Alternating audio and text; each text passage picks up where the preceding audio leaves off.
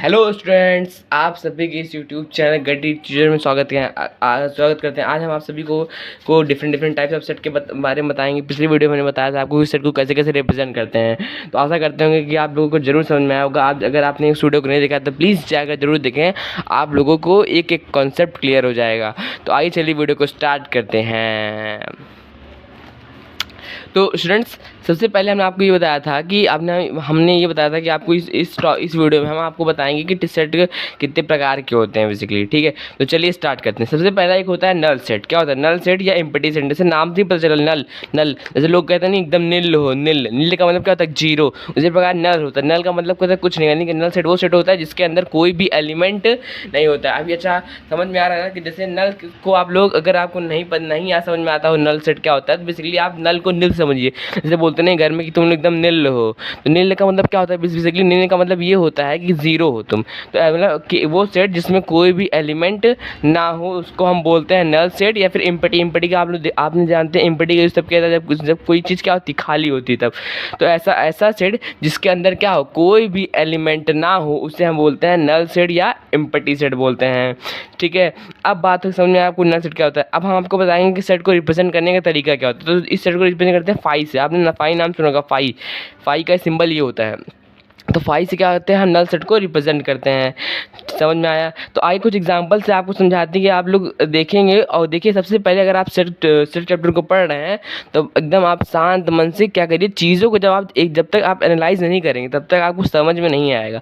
तो ध्यान से जैसा जैसा बोला जाता है बस वैसे टिप्स को अपनाते चलिए, आपको सेट के बारे में एक एक क्वेश्चन क्रैक हो जाएगा। चलिए आगे चलते हैं। एग्जाम्पल जैसे फाई बराबर, फाई क्या है? फाई जो है सेट को रिप्रेजेंट करने का तरीका होता है। जैसे नल सेट को बेसिकली नल सेट को रिप्रेजेंट करने का तरीका फाई होता है।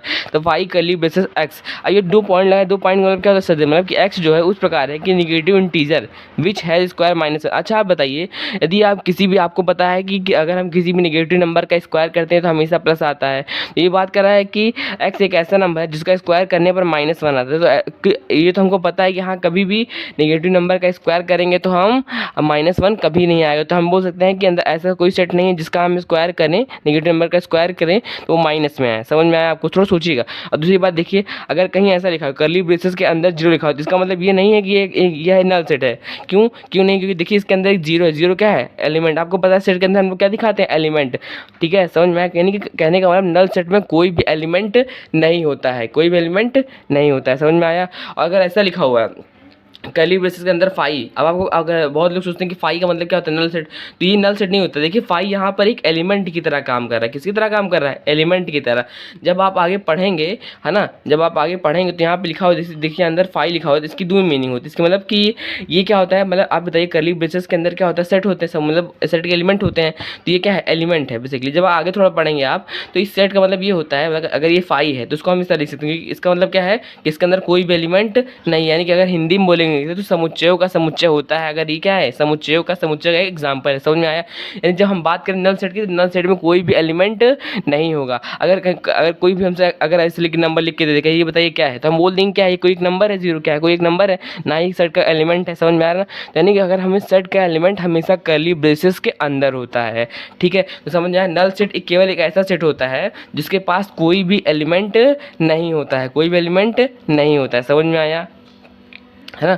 सिंगलटन से समझिए। सिंगलटन से नाम से पता चला, सिंगलटन का मतलब होता है एक, यानी कि एकाकी होता है हिंदी मतलब यहाँ पे एकाकी समुच्चय। बेसिकली एक नाम से पता चला एकाकी मतलब कि वो सेट जिसके अंदर कोई केवल और केवल एक एलिमेंट हो, उसको हम बोलते हैं सिंगलटन सेट बोलते हैं। क्या बोलते हैं? Singleton set. और आपको पता है सेट को हम किसके अंदर लिखते हैं? कर्ली ब्रेसेस के अंदर लिखते हैं। फॉर एग्जांपल देखिए, सेट ए बराबर कर्ली ब्रेसेस ए। इसका मतलब क्या हो गया कि ये कर्ली ब्रेसेस का ये दिखा रहा है कि इसके अंदर क्या है? एलिमेंट है। क्या है? एलिमेंट। ठीक है, तो अब फॉर एग्जांपल समझिए, this set of president of India. अब आप बताइए कि भारत में वर्तमान में एक ही राष्ट्रपति हैं और एक ही प्रधानमंत्री हैं। तो ये सब क्या है? एक सिंगलटन सेट के एग्जांपल, यानी कि जो एक हो, केवल देखो कोई सेट हो और वो एक हो। समझ में आ रहा है ना? अब आपको पता है कि सेट डिफरेंट ऑब्जेक्टों से मिलकर बनता है। समझ में आया ये कहने का मतलब?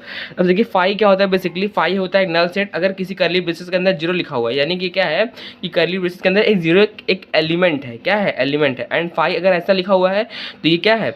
ये बेसिकली समुच्चयों का समुच्चय को दिखाता है, क्योंकि आपको पता है कि अगर किसी भी कर्ली ब्रेसेस के अंदर लिखा हुआ तो क्या होता है? समुच्चय होता है ना? अब फाई क्या होता है? फाइव ये क्या है, एक नल सेट है, तो फाइव को हम ऐसा लिख सकते हैं कि नहीं? अगर ऐसा लिखते हैं तो इसका मतलब क्या हो गया, समुच्चयों का समुच्चय, समझ में आया ना? ये मतलब set of sets, all different different things हैं। इस फाई का मतलब क्या होता है कि जिसके पास कोई भी एलिमेंट नहीं है, यानी इस फाई का मतलब क्या होता है, जिसके पास कोई भी एलिमेंट नहीं है। इसका मतलब क्या है कि एक सिंगलटन सेट है, क्यों? क्योंकि इसके पास एक एलिमेंट है, यानी कि जीरो। समझ में आया? और इसका मतलब क्या होता है, इसका बेसिकली है ना, इसका मतलब ये होता है इसके अंदर फाई एक एलिमेंट है। समझ में आया? तो ये भी एक सिंगलटन सेट का एग्जाम्पल है, ये भी एक सिंगलटन सेट का, ये एक नल सेट है। समझ में आया?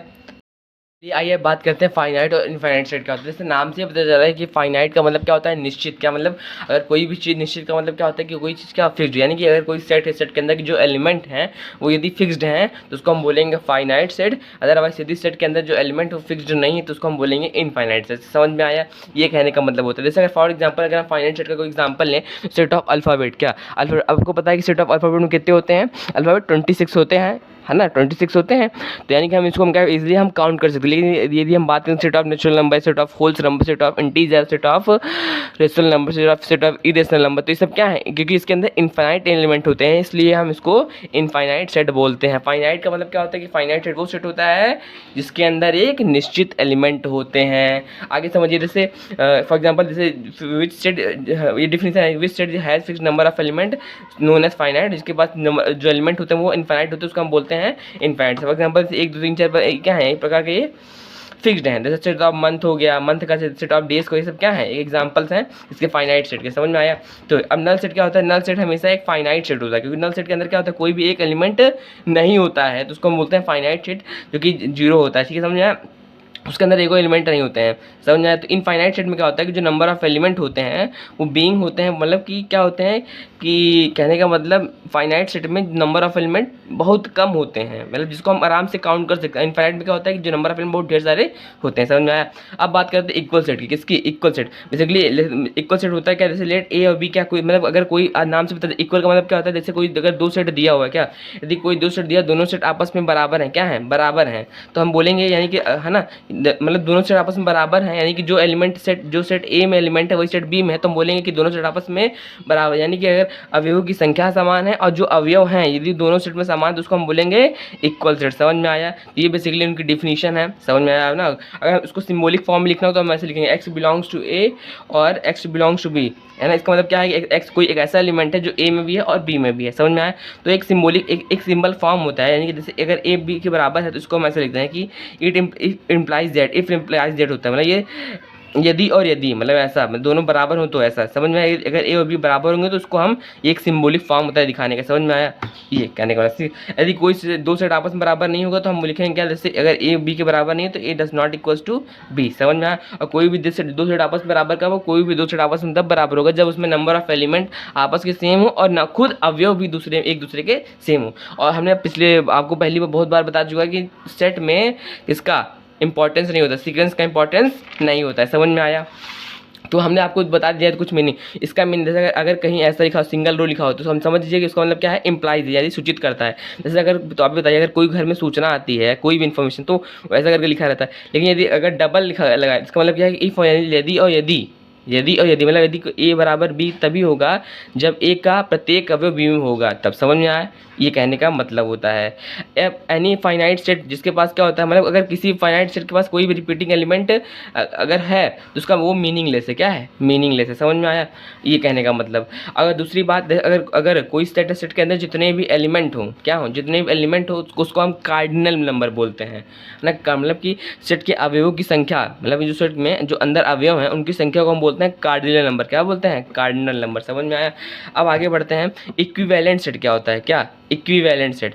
इक्विवेलेंट सेट मतलब ये क्या होता है कि एक फाइनाइट सेट हो जिसके पास नंबर ऑफ एलिमेंट, जो मतलब सेट ए में जो नंबर ऑफ एलिमेंट है वो इक्वल होते हैं नंबर दूसरे सेट में। यानी कहने का मतलब ये होता है, जैसे एक सेट, इक्विवेलेंट का मतलब ये होता है जैसे कोई दो सेट है, एक सेट ये एक सेट, यानी कि बस इक्विवेलेंट में जो नंबर ऑफ एलिमेंट है दोनों सेट में बराबर होने चाहिए। और इससे नहीं मतलब मैटर रखता है कि वो कि पहले वाले सेट में कौन से अवयव हैं, दूसरे वाले सेट में क्या। फॉर एग्जाम्पल जैसे लेट ए बराबर 1 2 3 4 5 6 है और बी में क्या देखिए ए बी, मतलब बस इसमें मैटर ये करता है कि वाले सेट में कि जो एलिमेंटों की संख्या है वो दोनों में आपस में बराबर होनी चाहिए। अब ये नहीं मैटर करता कि दोनों में कौन कौन से अवयव हैं, समझ में आया? अब समझ में आया, कोई दिक्कत? अब देखिए जो इक्वल सेट होगा वो हमेशा इक्विवेलेंट होगा। क्यों? क्योंकि देखिए इक्वल सेट कहने का मतलब ये होता है कि दोनों में नंबर ऑफ एलिमेंट क्या होने चाहिए, बराबर होनी चाहिए। और इक्विवेलेंट क्या कहता है कि जो केवल नंबर ऑफ एलिमेंट बराबर होनी चाहिए। समझ में आया? ये नहीं मैटर करता कि उसके अंदर क्या है क्या नहीं है, समझ में आया? ये चीज़ समझ में आया? तो फाई क्या, ये क्या है, एक एकाकी सेट। एकाकी सेट में एक सिंगलटन है, क्योंकि इसके अंदर सेट के अंदर एक क्या है, एक एलिमेंट है फाई, ठीक है? वो क्या है, समझ में आया ना? एक एकाकी सेट है, क्या है, एकाकी सेट, समझ में आया? चलिए गाइस, आज की वीडियो बस यहीं तक। अगर आपको अच्छा लगा हो तो वीडियो को प्लीज़ लाइक करें, और आगे जैसा भी आप लोगों को समझ में आया प्लीज़ कमेंट सेक्शन में हमें ज़रूर बताएं। हम आप लोगों के लिए ऐसी कोशिश हमेशा करते रहेंगे। Thank you so much.